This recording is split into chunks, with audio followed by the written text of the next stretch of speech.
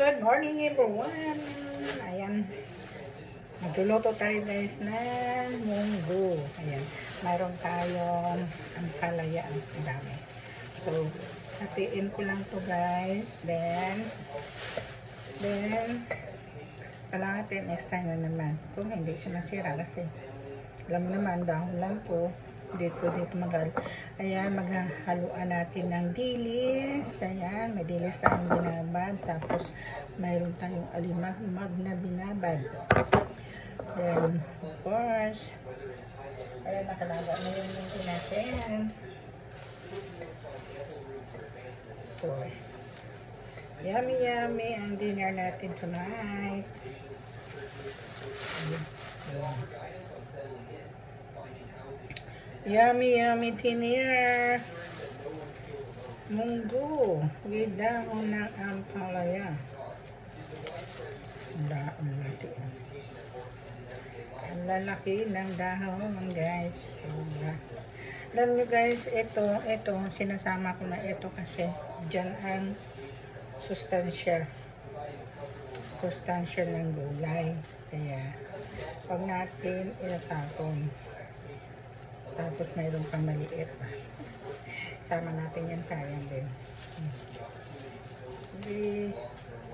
Ayan. Tapos mayroon tayong mga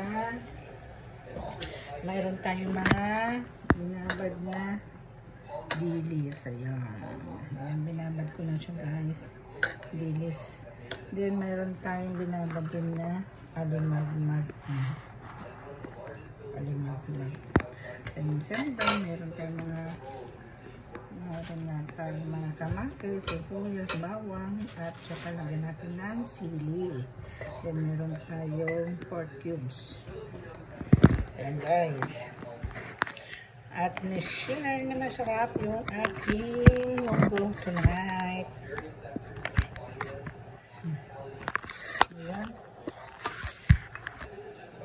Ayan. So, sasarapin natin yung luto natin yung munggo.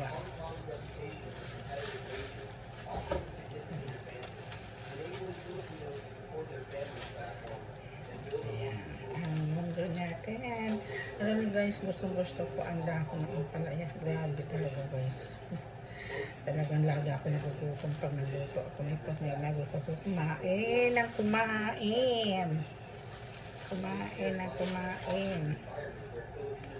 Kasi dito lahat ng sustansya sa dahon ng ampalaya.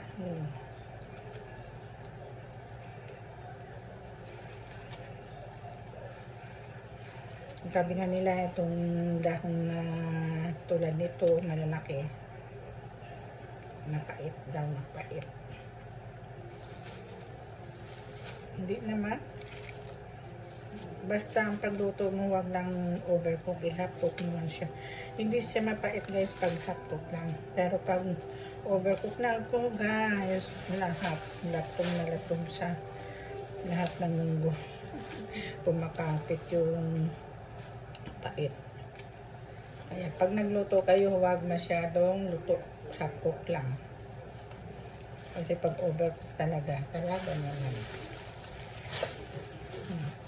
Meron mo dahon ng ampalaya, samantala sa probinsya hindi pinapansin yung ampalaya. Dahon bunga hindi pinapansin, samantala dito sa Amerika napakaginto, mahal. Hindi mo $3. $5 minsan na ito. Kaya lang sa farmer kami kasi spekta kami sa puno, kaya $3 lang ang isang tali. Ito ang isang tali. $3. Pero pag sa Seafood City, I think it's nasa $5 o $6 like that. Sabi natin guys, para next time na pagluto natin,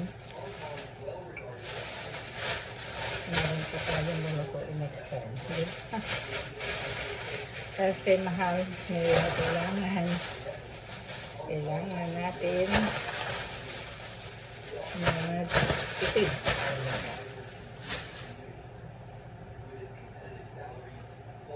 Tipid tayo na magtipid. Ayan. Ito na yung guys. So,